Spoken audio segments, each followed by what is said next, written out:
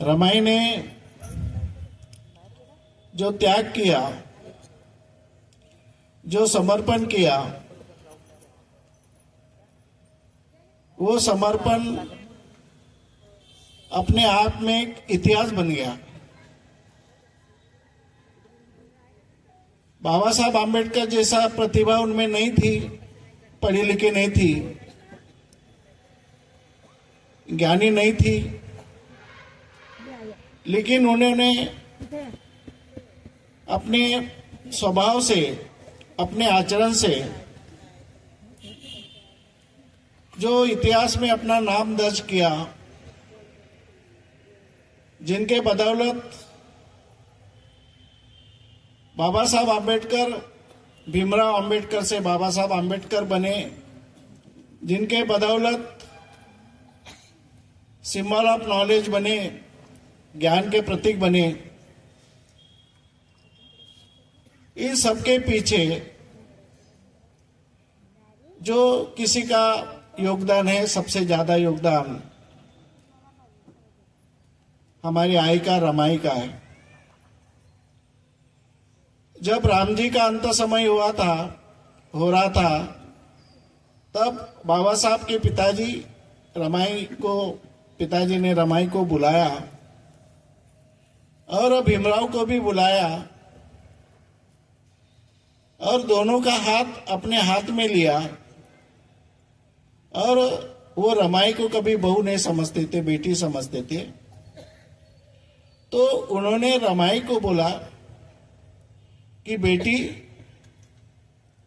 भीमराव बहुत कुछ पढ़ना चाहता है, कृपया आप इनके पढ़ाई में कभी बाधा निर्माण नहीं होने देना, कभी भी किसी प्रकार की अड़चन, बाधाएं निर्माण नहीं होने देना। ऐसी एक प्रकार से प्रतिज्ञा राम जी ने रमाई से ली और रमाई ने उस प्रतिज्ञा का पूरे जीवन भर पालन किया। कितनी तकलीफ थी, कितनी परेशानी थी, फिर भी उन्होंने बाबा साहब को कभी खत लिख करके परेशानी के बारे में कभी नहीं बोला कि यहाँ पर इतनी परेशानी है, हमें समय पर भोजन नहीं मिल रहा है।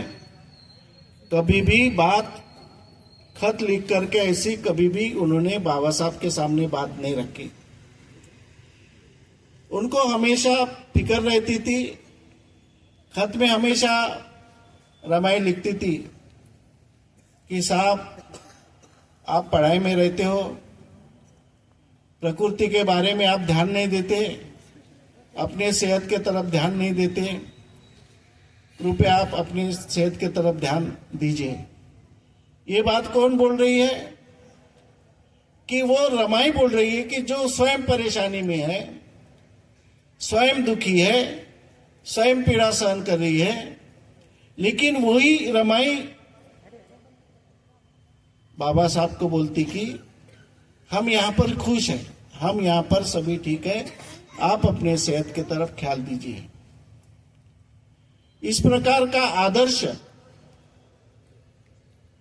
हमारे सामने रमाई ने रखा है। जब बाबा साहब आम्बेडकर बैरिस्टर की परीक्षा देकर के मुंबई आए थे,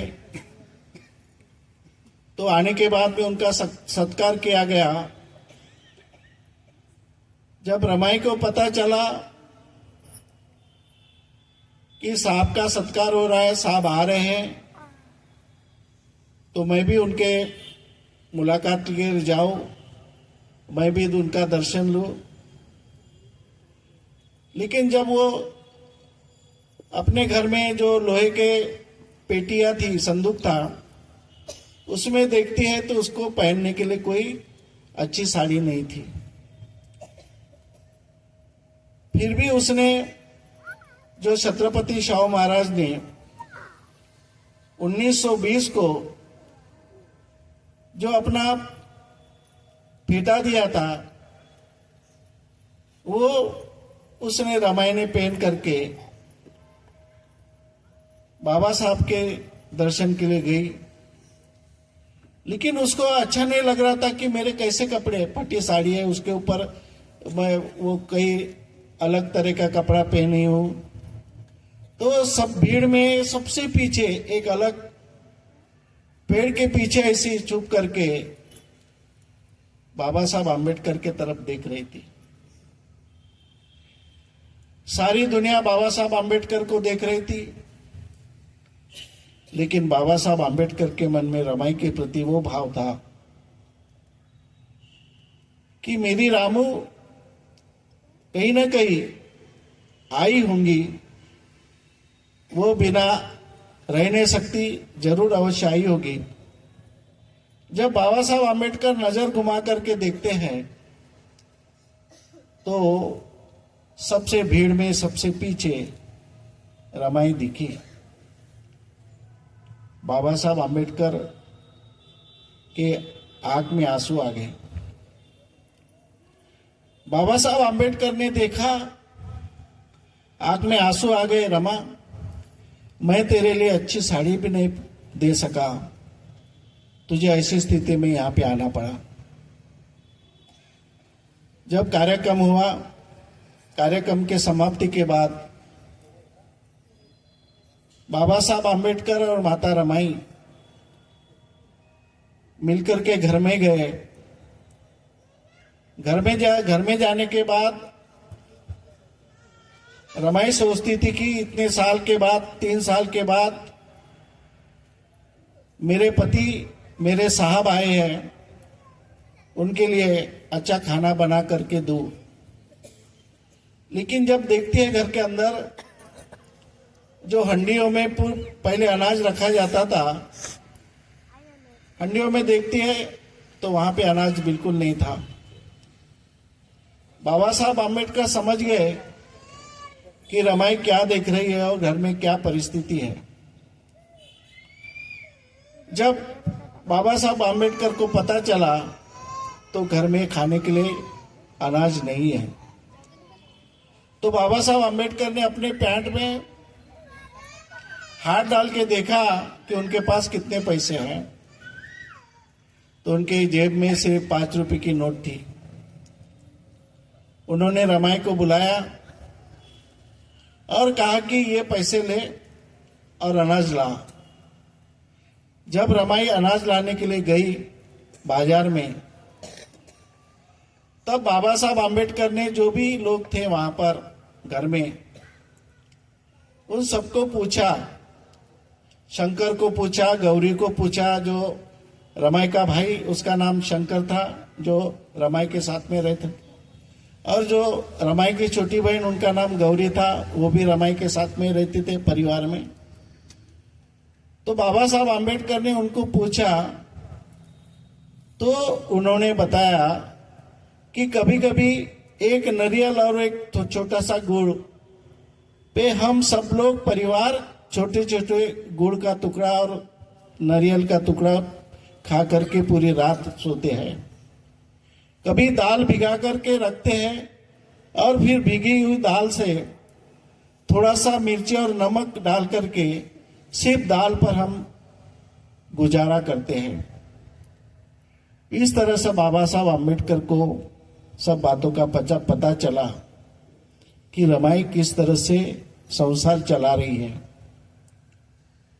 इस प्रकार रमाई ने साथ दिया। जैसे रमाई की सेहत ठीक नहीं रहती थी तो बाबा साहब आम्बेडकर ने उनको बाहर भेजा था गुजरात में। वहां पर उनका एक हॉस्टल था। हॉस्टल में वहां एक रूम में रहती थी। जब बच्चे खेलने आते थे, लेकिन 2-3 दिन से बच्चे आए नहीं, तो रमाई ने हॉस्टल के अधीक्षक को पूछा कि बच्चे क्यों नहीं आ रहे खेलने। तो अधीक्षक ने बताया कि खाने के लिए कुछ भी नहीं है, दुकानदार उधार भी नहीं दे रहा है। तब रमाई ने जो उनकी सोने की चूड़िया थी हाथ में, उस चूड़िया मार्केट में जाकर पूरी बेच करके अनाज लाया और बच्चों को अपने हाथ से पकाकर खिलाया। वो है माता रमाई। इनका आदर्श हमारे लिए नहीं तो सभी धर्म के लोग, सभी समाज के लोग, इनके लिए रमाई का आदर्श है। बाबा साहब आम्बेडकर कहते हैं कि हमारे जो उन्होंने बुद्धाय धम्मा ग्रंथ लिखा, बुद्धाय धम्मा ग्रंथ में बाबा साहब आम्बेडकर ने लिखा है कि morality is the essence of the धम्मा।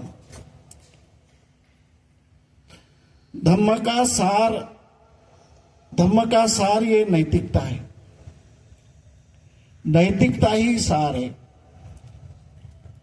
जब मैंने बुद्धिस्ट सेमिनरी में मुझे विषय पढ़ाना था, मैं नैतिकता का विषय पढ़ाना था, तो मैंने नैतिकता का अध्ययन किया द बुद्धा एंड धम्मा ग्रंथ से। What is the definition of morality, उसकी डेफिनेशन क्या करेंगे। What is the meaning of morality, उसका अर्थ क्या होगा। क्या मॉरलिटी यानी नैतिकता, नैतिकता यानी मॉरलिटी, ऐसा बताओ क्लास में। तो मुझे तो न मॉरलिटी के बारे में 2-3 दिन पढ़ाना था, तो मैंने विस्तार से जब अध्ययन किया, मॉरलिटी एक शब्द का, एक वर्ड का, ओनली वर्ड मॉरलिटी, जब मैंने अध्ययन किया कि बाबा साहब ने morality is the essence of Dhamma, morality is the Dhamma, Dhamma is the morality, ये क्यों कहा, तब मुझे पता चला कि मॉरलिटी सही में हमारे धम्म में आवश्यक है। बिना मॉरलिटी से धम्म चल नहीं सकता। तो मॉरलिटी की डेफिनेशन क्या होगी, व्याख्या कैसे करेंगे मॉरलिटी की, कि एक इंसान दूसरे इंसान से व्यवहार करते समय प्रेम, करुणा, बंधुभाव और न्याय की भावना से, इस नीति से जो व्यवहार होता है उसको मॉरलिटी कहते हैं। अगर हमें बुद्ध धम्मा समझा होता, बुद्ध धम्मा में मॉरलिटी जो होती है वो अगर समझा होती और हम समझ लिए होते कि नैतिकता ही धम्म है, अगर हमने समझ लिए होती तो आज हमारे घर का जो व्यवहार है, आज व्यवहार कैसा होता है,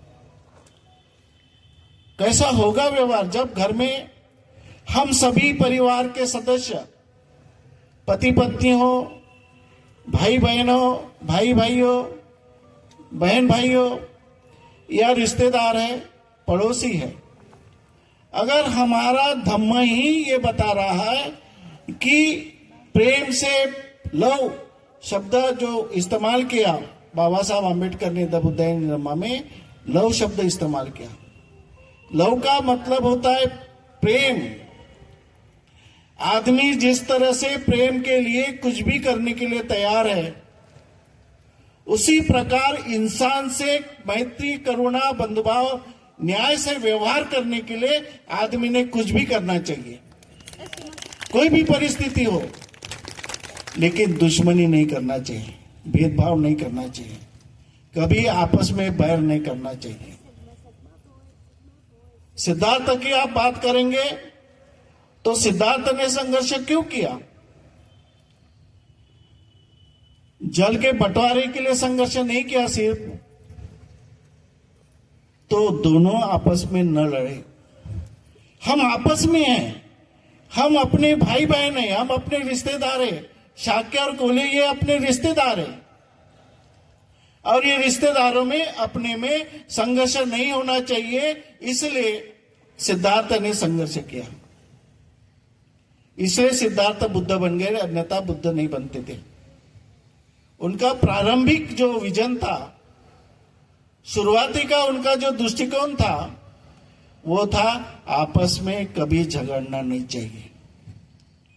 कैसी भी परिस्थिति हो, कैसा भी झगड़ा हो, कैसा भी स्वभाव हो, लेकिन हम आपस में कभी झगड़ेंगे नहीं। इसको कहते हैं मॉरलिटी, और इसको कहते हैं धम्म।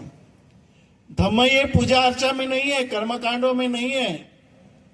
बाबा साहब आम्बेडकर ने हमें धम्म दिया। बाबा साहब आम्बेडकर ने पूरे त्रिपिटक का अध्ययन करके, सुत्त पिटक, विनय पिटक, अभिधम्म पिटक, मैंने त्रिपिटक, सुत्त पिटक, अभिधम्म पिटक, विनय पिटक, इसका मैंने 10 साल जो चंद्रपुर में बुद्धिस्ट सेमिनरी चलाए, बनते सुरेश ससाई का विद्यालय हमने चलाए, उसमें पूरा जब हमने इसकी पढ़ाई की थी पिटक की। उसके बाद में मैंने द बुद्धायन धम्मा की पढ़ाई की। बुद्धायन धम्मा की पढ़ाई करने के बाद जब मैं 3 साल हो रही यहाँ पे सेमिनरी चला रहा हूं, हर विषय को चुनौती के साथ में पढ़ाने की कोशिश करता हूं, तब मुझे पता चला कि ये मॉरलिटी, ये नैतिकता तो बुद्ध धम्म में पहले से बताई है, हमको क्यों नहीं समझ में आई? हम क्यों आपस में लड़े? हर घर में हमारे, मैंने भी खुद को देखा कि मैंने भी भाई भाई से लड़ा हूं, मैं भी बहन भाई से लड़ा हूं, मैं भी सबसे लड़ा हूं, मैं भी सबसे झगड़ा किया हूं। मैं ये इतनी सी बात मुझे आज तक क्यों नहीं समझी? मैं सबसे लड़ा हूं, ये इतनी सी बात मुझे क्यों नहीं समझी? क्योंकि मुझे मॉरलिटी नहीं समझी। जो बाबा साहब आम्बेडकर ने नैतिकता बताया था, वो नैतिकता मुझे नहीं समझा, इसलिए मैं संघर्ष करते रहा, झगड़ते रहा। बाबा साहब आम्बेडकर कहते हैं कि तुमसे दुश्मन भी है, अगर दुश्मन भी है, आपका वैरी है, फिर भी उसके साथ कैसी नीति बनाना, ये सीखना चाहिए।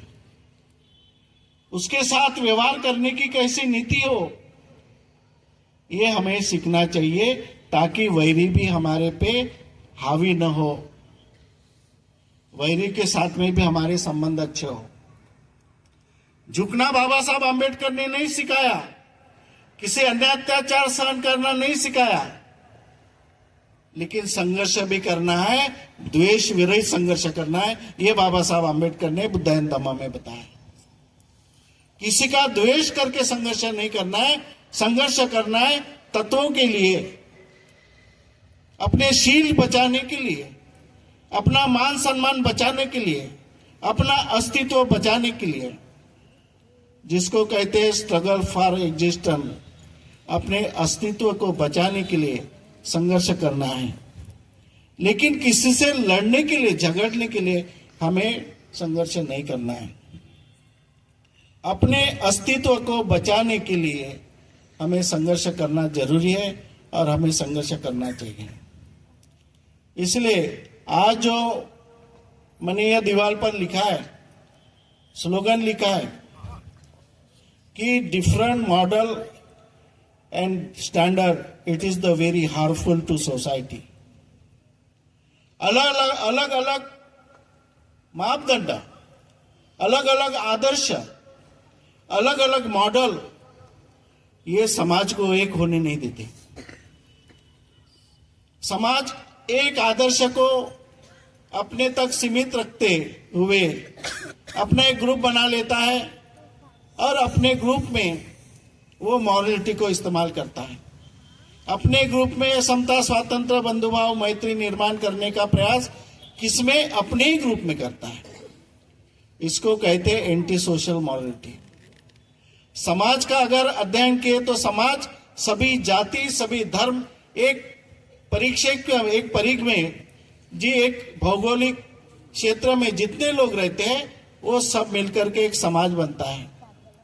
समाज में हर जाति का इंसान होता है, हर धर्म का इंसान होता है, हर पेशा करने वाला इंसान होता है, ये सब मिलकर के समाज बनते हैं। और जब हम एक ही जाति की संगठन बना करके, एक ही जाति की संगठन बना करके, एक ही मॉडल रख के एक ही स्टैंडर्ड रखते हुए एक ही उसका स्टैंडर्ड बना करके काम करते हैं तो एक ही समाज के लिए जो मॉरलिटी होती है, अपने ही समाज में अपने इसमें जो मॉरलिटी होती है उसको बाबा साहब आम्बेडकर कहते हैं एंटी सोशल मॉरलिटी। इसलिए हमें समझना चाहिए कि हम अलग अलग विचार के लोग रहेंगे।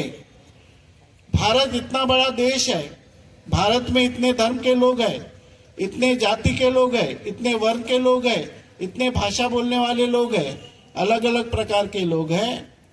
हमने एक मॉरलिटी की नीति बना करके हमने सबके साथ भाईचारा बना करके संगठित होकर के काम करना चाहिए। और ऐसी इस तरह से जिसको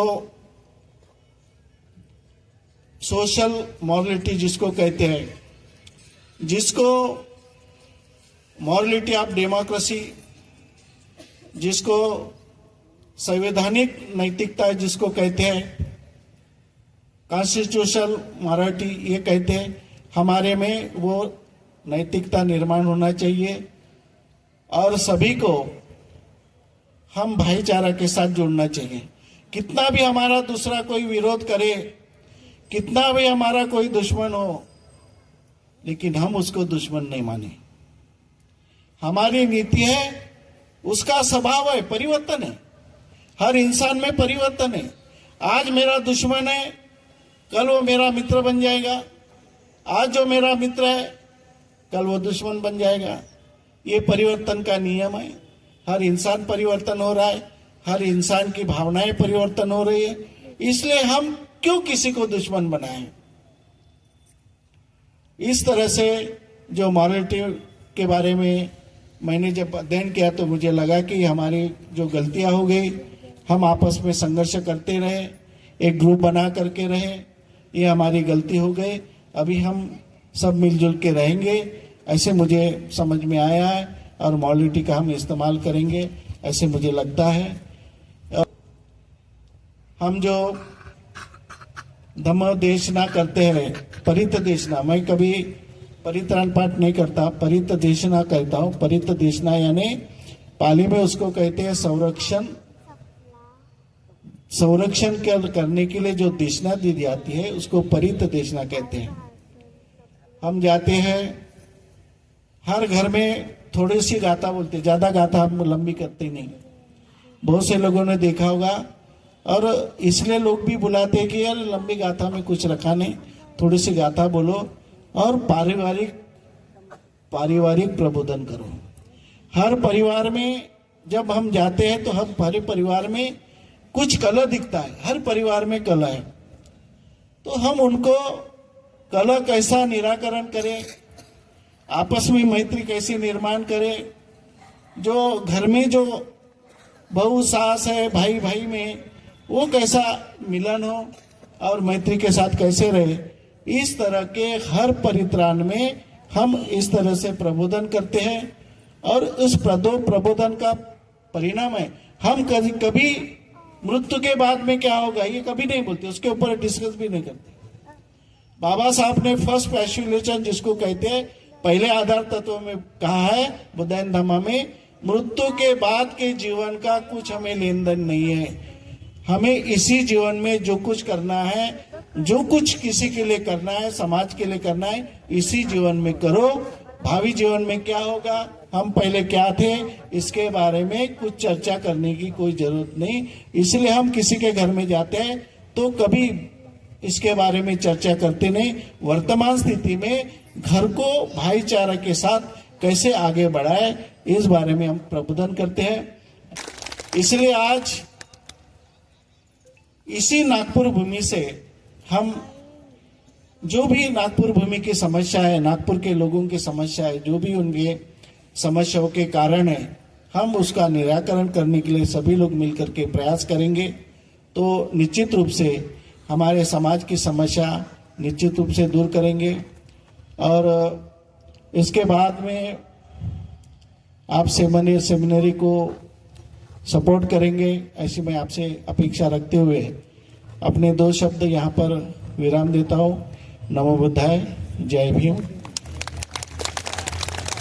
तो इसके बाद में हमने कुछ लोगों को सम्मान करने का ये किया है, नियोजन है। तो आदर्श बनते सुरेश देसाई, इनके बारे में जितना बोलना है उतना कम है। एक भारत में आए हुए सूरज है, जिन्होंने जय भीम का सूरज का उजाला पूरे भारत में नहीं पूरे विश्व में उजाला निखारा है।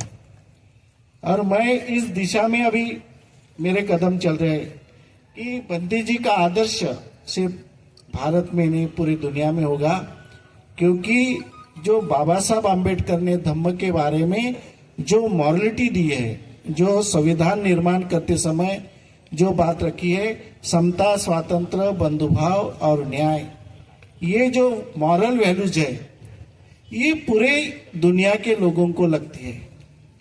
और जो बाबा साहब आम्बेडकर ने सुपरस्टिशन, अलौकिक, चमत्कारिक, दैवी, ये बातें बाबा साहब आम्बेडकर ने त्याग दिया धम्म के माध्यम से। इसीलिए बाबा साहब आम्बेडकर के विचारों की जरूरत आज पूरे दुनिया में ईश्वर, परमेश्वर, आत्मा, अंधविश्वास, अंधश्रद्धा मानने वाले लोगों की संख्या कितनी है मालूम है पूरी दुनिया में? फर्स्ट नंबर है जो क्रिश्चियन लोगों की संख्या पूरे विश्व में पहले नंबर की है। दूसरे नंबर की संख्या मुस्लिम लोगों की है और तीसरे नंबर की संख्या बौद्धों की नहीं है।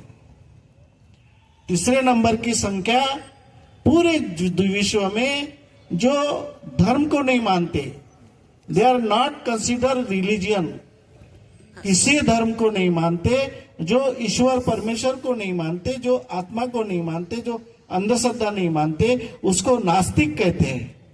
ऐसे नास्तिक लोगों की संख्या पूरे विश्व में बढ़ रही है। लोग नहीं चाहते, साइंस को चाहते हैं। और ऐसे इसमें अगर बाबा साहब आम्बेडकर का वो विचार जो समता, स्वातंत्र, बंधुभाव और न्याय के आधार पर इन्होंने एक रचना की, धम्म की रचना की, रिलीजन की रचना नहीं की, एक धम्म की रचना की, जिसको उन्होंने धम्म करके नाम दिया, नॉमिनेशन किया। और उसमें धम्म के माध्यम से बाबा साहब आम्बेडकर ने सभी चमत्कारिक, अलौकिक बातें नकार दी। अगर वो सोच, वो फिलॉसफी, वो दृष्टिकोण जो हमारे गुरु ने दिया है, उसको अगर हम पूरे दुनिया में लेके गए तो दुनिया में लोग आज तैयार है लोग।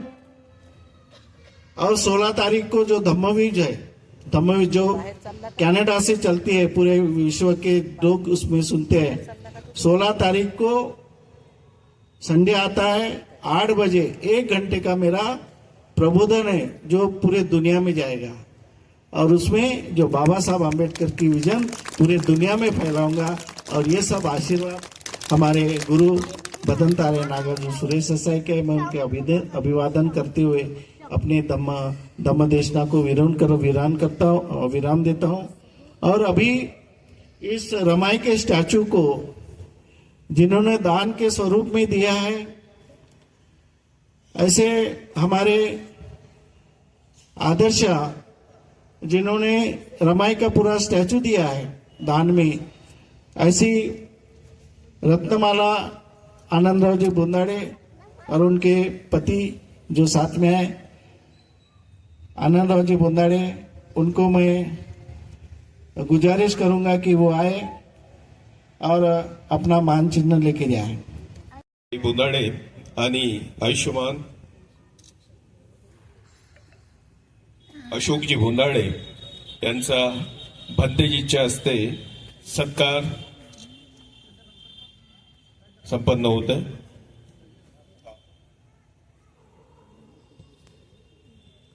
यानंतर न्यायमूर्ती चंद्रशेखर गवाई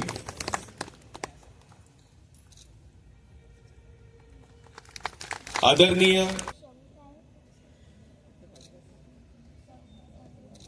घटक म्हणून लाभलेले परमपूज्य भंते आर्य नागार्जुन सुरेश देसाई, अध्यक्ष परमपूज्य डॉक्टर बाबासाहेब आंबेडकर स्मारक समिती दीक्षाभूमी नागपूर, आणि यांच्या प्रेरणेतून हे सेमिनार उभे राहिलेत. मी आपल्या सर्वांच्या वतीनं, भिक्खू संघाच्या वतीनं मी त्यांचं मनपूर्वक आभार मानतो.